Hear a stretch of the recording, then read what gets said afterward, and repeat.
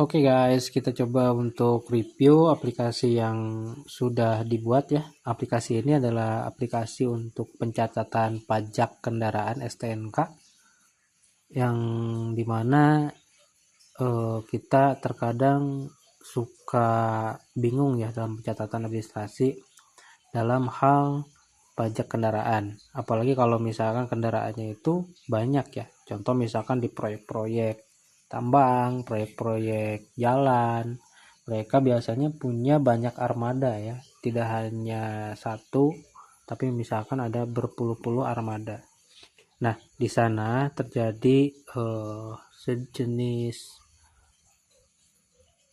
apa namanya pelaporan ya, pelaporan dan pengajuan. Terkadang kita sebagai admin kesulitan dalam pengelolaan data yang mana aja nih di tahun ini mobil yang wajib pajak gitu ya, yang sudah harus dibayar, atau misalkan di bulan ini ada berapa unit nih yang harus dibayar pajaknya. Nah itu kan kita harus ngecek datanya ya. Kalau misalkan kita nggak punya database-nya, misalkan hanya pencatatan manual, itu sangat sulit juga. Walaupun misalkan kita punya data di Excel atau di spreadsheet, masih terasa akan kurang efisien ya, karena datanya itu tidak terorganisir. Jadi kita harus buka dulu Excel, harus buka dulu spreadsheet, dan itu juga rentan kesalahan pengetikan. Jadinya ada beberapa hal yang harus diperhatikan ketika menggunakan data tersebut gitu. Nah, dengan adanya permasalahan itu, saya mencoba untuk membuat sebuah inovasi yang dimana inovasi ini adalah untuk memudahkan kita sebagai admin operasional, khususnya untuk mobil-mobil operasi ya, seperti mobil dump truck, mobil mixer, mobil operasional lainnya ya, bus atau kendaraan-kendaraan pribadi juga bisa. Jadi fungsi ini adalah untuk mencatat data kendaraan, khususnya untuk STNK kendaraan ya. Diharapkan bisa lebih terstruktur lagi ya. Nah, selain STNK juga kita memasukkan fitur untuk pendataan KIR. Jadi untuk mobil yang mempunyai KIR atau uji KIR itu kan harus diperpanjang dan diuji setiap 6 bulan sekali ya. Nah, kita juga harus memperhatikan nih, jangan sampai KIR-nya itu sudah habis dan belum diuji. Apalagi kalau misalkan mobilnya itu mobil operasional yang jalan gitu. Artinya kalau misalkan KIR-nya tidak ada, otomatis bisa jadi di lapangan akan bermasalah. Nah, dengan adanya aplikasi ini diharapkan kita sebagai admin operasional bisa lebih meminimalisir kesalahan dalam monitoring data STNK dan KIR yang akan habis gitu ya, atau akan harus diperbaharui gitu. Nah, di sini saya sudah membuat aplikasinya yang sederhana sekali, tapi ini sangat bermanfaat untuk admin operasional. Jadi admin operasional tidak akan pusing-pusing lagi untuk mencari data gitu ya. Nah, kita coba masuk dulu ya ke bagian loginnya, masukkan admin, kemudian kata sajinya juga masuk. Nah, di sini adalah bagian dari dashboard ya, ada STNK, ada nama-namanya gitu ya, kemudian ada KIR juga, ada pengajuan KIR. Oke, di sini contohnya sudah ada STNK ya. Di sini juga kita bisa buat. Terus kemudian ada KIR juga. Ini tabel KIR ya, belum ada datanya. Kita masuk ke STNK, kita coba buat ya, praktekan untuk membuat data STNK. Contoh di sini nomor polisinya misalkan B9097WYT, nama pemiliknya PT Maju Mandiri, kemudian nama alamat pemilik. Masukkan data-datanya sesuai yang ada di STNK ya, biar kita tidak ada kesalahan data gitu. Nah, untuk nomor angka juga sama agar memudahkan ketika nanti pengecekan nomor angka gitu. Kemudian kapasitas silinder, nominal pokok pajak, ini totalnya ya secara keseluruhan berapa pajaknya. Nah, ini adalah tanggalnya berapa.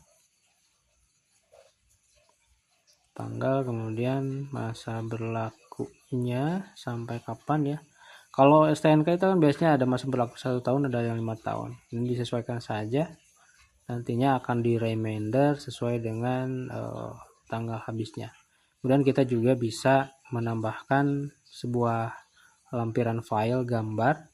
Contoh misalkan foto STNK atau foto mobilnya, itu foto unitnya. Atau di sini kita cari mobil ya, mixer. Kita juga bisa upload banyak file ya di sini, bukan hanya satu aja secara sekaligus. Jadi kita bisa tambahkan STNK-nya contoh seperti ini. Oke, sudah masuk. Nah, kita tinggal buat saja. Nanti secara otomatis datanya akan tersimpan di tabel STNK. Nah, sudah terlihat ya.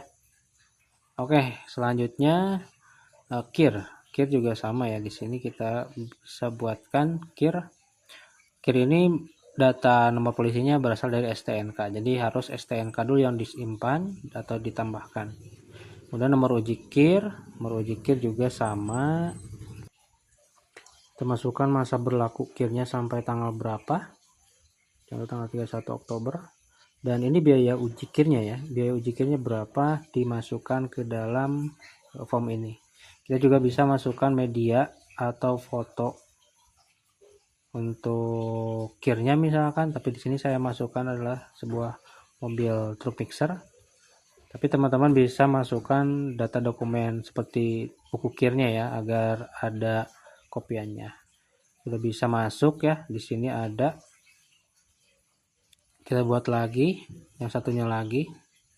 Nah, kita masukkan juga nomor uji KIR-nya ya, ini sembarang aja, contoh. Dan masuk biaya uji KIR-nya misalkan 8 juta ya. Ini hanya contoh saja. Kita coba 1 juta deh, 1 juta aja. Terus kemudian masukkan medianya ya. Mau itu foto atau buku KIR bisa masuk ke media tersebut. Oke, kita lanjut. Setelah beres kita buat, secara otomatis disimpan ke dalam tabel KIR. Oke. Nah, sudah ada ya. Sekarang lihat di dashboard juga sudah terdeteksi ya. Ada satu STNK yang jatuh tempo, kemudian ada 2 KIR yang jatuh temponya 30 hari. Cuman ada belum pengajuannya. Pengajuan kita masuk pengajuan STNK, kita buat. Nah, di sini adalah untuk membuat pengajuan STNK ya. Kalau misalkan dalam dunia nyata mah kita buat dokumennya. Cuman kita tinggal diklik aja.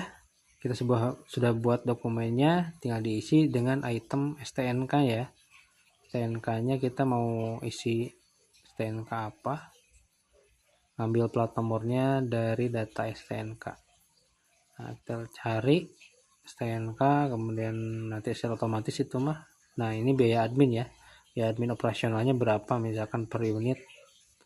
Kalau misalkan 100.000 misalkan, jadi 2.100.000 totalnya untuk 1 unit gitu. Dan kita coba tambahkan atau buat, sudah masuk, kita tambahkan lagi. Kalau misalkan yang sama, dia akan nolak ya, tidak akan diproses gitu, karena sudah masuk ke dalam daftaran pengajuan ini. Tapi kalau misalkan di dalam dokumen yang berbeda, itu tidak akan error gitu. Nah, kita coba tambahkan juga, kita buat. Nah, sudah masuk ya, semuanya sudah masuk lancar. Oke, kita masuk, tambahkan submit agar statusnya berubah menjadi diajukan, bukan draft lagi. Nah, sudah selesai. Kita coba export. Nah, export ini kita bisa ke PDF ya. Kemudian masukkan divisi atau departemennya, ini atas nama departemen siapa gitu. Kemudian keperluannya adalah perpanjang STNK. terus masukkan namanya siapa, Johan misalkan, nama yang ditandatangan yang pertama. Kemudian Bimo, terus apa lagi, Doni misalkan, tambah lagi Sona. Jadi kita coba buat, nantinya akan membuka halaman baru dan mendownload STNK. Nah, tampilannya seperti ini ya, dengan layar dokumennya itu landscape sudah terhitung semua ya, jatuh tempo 1 tahun juga sama, sudah ada semuanya, sudah selesai. Dan di sini kita bisa approve atau disetujui gitu. Ketika sudah disetujui, kita tinggal nunggu pencairan dananya. Dan kalau di log status juga sama ya. Nah, kita coba statusnya sudah diubah menjadi dibayar. Nah, sudah ada ya log aktivitasnya, sudah masuk. Ini untuk STNK. Kemudian di sini juga STNK bisa langsung ya secara multi select. Kita coba buat pengajuan KIR. Di situ tambahkan biaya adminnya berapa, contoh seperti ini. Nah, sudah masuk, kita tinggal buka. Nah, sudah masuk ke sini ya, secara otomatis di generate seperti yang tadi. Lebih enaknya sih kalau menurut saya di STNK, jadi lebih cepat gitu. Oke, kita sudah masuk sini. Kita coba untuk submit. Kemudian sudah masuk, diajukan statusnya. Kita coba untuk ekspor lagi. Kita tambahkan ekspornya ke siapa. Contoh misalkan PT Maju Mandiri. Perluannya pengajuan STNK. Oke, nama tanda tangan pertama, tanda tangan kedua, ketiga. Nah, kalau misalkan nanti kita lihat di sana, kita tinggal klik kirim, kantor download. Nah, ini adalah tampilan untuk si pengajuan biaya advance rincian perpanjangan STNK. Ini lebih enaknya, lebih gampang ya. Contoh misalkan di reject karena alasan apa penolakannya, kesalahan input misalkan seperti itu ya. Ini hanya contoh konfirmasi. Nah, ini ditolak ya, pengajuan ditolak. Oke, nah di log aktivitas juga sama, sudah ada. Jadi historisnya tetap ya, terstruktur. Nah, ini untuk STNK. Kemudian kita coba lihat di dashboard juga sudah ada ya pengajuan STNK terbaru. Bisa diedit juga di sini, bisa diekspor lagi. Nah, oke. Sekarang kita masuk ke KIR. KIR juga sama ya. Di sini kita bisa multi select, kemudian pilih tindakan buat pengajuan KIR. Nah, di sini kita masukkan biaya admin. Adminnya berapa nih? Misalkan untuk operasional dan lainnya ya, administrasinya. Kita masuk ke segitu. Inilah grand totalnya. Kemudian masuk ke log aktivitas. Gitu, sudah ada. Kita coba submit. Konfirmasi. Oke, sudah masuk ya. Nah, kalau sudah, kita bisa ekspor juga. Misalkan PT Maju Mandiri. Pengeluarannya untuk perpanjang KIR. Bulan Oktober ya. Oke, tambah lagi untuk tanda tangannya Johan, kemudian Bimo. Nah, kita coba langsung buat. Udah ada, kita buka. Nah, ini adalah tampilannya untuk si KIR-nya sendiri. Jadi simpel ya, nggak perlu ribet-ribet. Yang penting datanya sudah ada, tinggal pilih jadi. Kayak gitu. Kemudian di approve ya, coba di approve. Nah, ini hasilnya ya. Setujui. Oke, kita sudah dapat untuk pengajuan KIR-nya.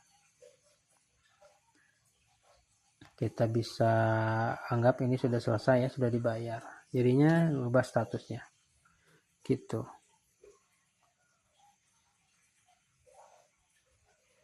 Kita coba masuk juga KIR ya, kita pengajuan KIR tadi kan 1, kita tambah lagi 1 misalkan buat pengajuan. Adminnya berapa ya, ini kalau misalkan tidak ada admin tinggal dikosongkan aja bisa ya. Kalau misalkan ada adminnya untuk operasional dan lainnya bisa dimasukkan di situ. Kemudian kita lihat rinciannya sudah sesuai, kita submit, konfirmasi, sudah diajukan, berarti posisinya sedang diajukan. Kita ekspor ya, ekspor karena kita mungkin butuh untuk hard copy-nya atau misalkan soft file untuk ditandatangan dengan tanda tangan digital misalkan, bisa seperti itu ya. Kita tinggal ekspor saja, kemudian kita kirim.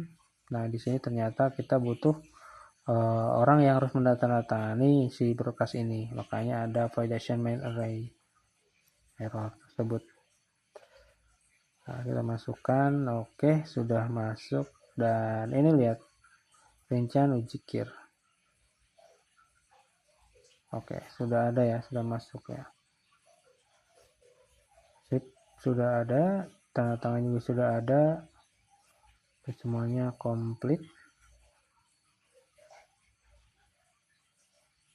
Nah ini misalkan contohnya ditolak ya, contoh penolakannya adalah duplikat data misalkan, dan konfirmasi dan statusnya menjadi ditolak. Oke, tadi dashboard kira ada 2 dan ada 1 ya, yang 511. Kemudian ini nomor-nomor yang ditolak. Oke, sudah begitu aja, terima kasih.